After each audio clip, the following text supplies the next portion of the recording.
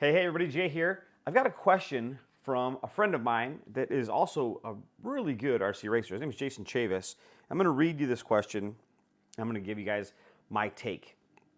And it just says, quick question. After my tires wear in and they're perfect, the traction is so high at dirt burners coming into the sweeper, sometimes my car will want a traction roll. I'm thinking about adding a front sway bar. That should help, correct? And he's asking. And so I'll give you guys my 2 cents here. The whole purpose of a sway bar is to kind of flatten out the vehicle and kind of more evenly distribute the load over both tires instead of having such a deep chassis roll.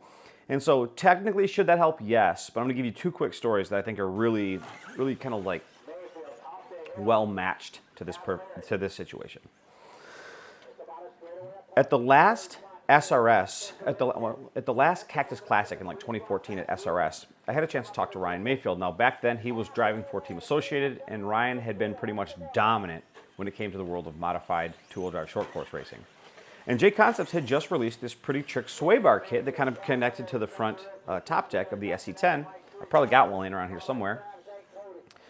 And I noticed that Ryan didn't have one on his truck, so I just said, hey man, like out of curiosity, Jason just released this, or J Concepts just released this trick new sway bar kit and it's not in your truck.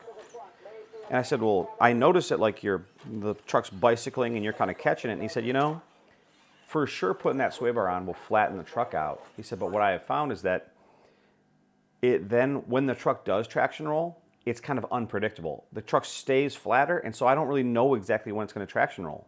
So when I run the truck without a sway bar, at least I know, or I can kind of predict by how deep the body roll is, when the truck's going to traction roll. So that was story number 1.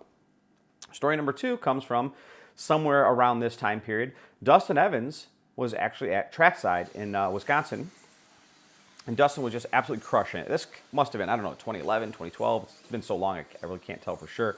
But I'm pretty sure he was running the XXX short course truck. Same thing, short course truck once again. And I remember that Dustin was just crushing everybody. He was just driving amazingly well. And every time he would come through the sweeper, nearly every time, his truck would kind of bicycle. Like he was just driving the truck right to the edge of its like ability. And clearly, whatever tires he was using, I have no idea, it's been so long, but whatever tires he was using were making enough grip so that the car would want a traction roll, the short course truck would want a traction roll. And so just in casual conversation, I said, hey man, like I'm watching you, like the truck is like razor sharp, it's changing direction, it's got tons of forward bite. Like if you've ever been to trackside kind of creates good drivers because of the nature. I mean, first of all, they got a great community, it's a great facility. The track and the lane width, they kind of force guys to become pretty solid drivers over there. And I said, Dustin, why don't you try to tame the truck a little bit for that sweeper? He's like, Jay, I would, but the truck is perfect everywhere else. He's like, and if I make the truck good in that one sweeper, then everywhere else, the truck won't be as fast, it won't be as razor sharp, it won't be as responsive corner to corner. He said, so I kind of take the good with the bad. The truck's amazing in the infield, and I just have to kind of watch it and kind of pedal it and just be cautious as I run through the sweeper. So I guess the answer I'm trying to provide here is there are times when sway bars are totally appropriate. And there's another component to this that I haven't mentioned, and that's that there's different types of grip. Now, you're thinking, okay, so what do you mean, Jay?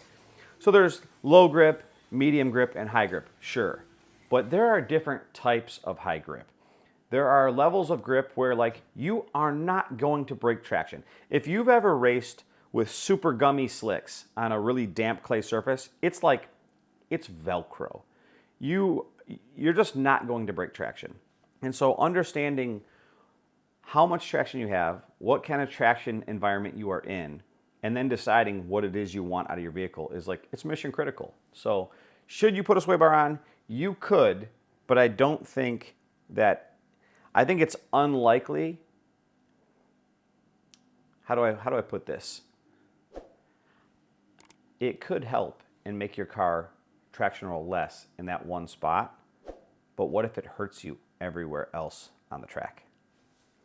That is a decision, my friend, only you can make. So I hope you guys enjoy this video. Hope you learned something. We will see you guys in the next one.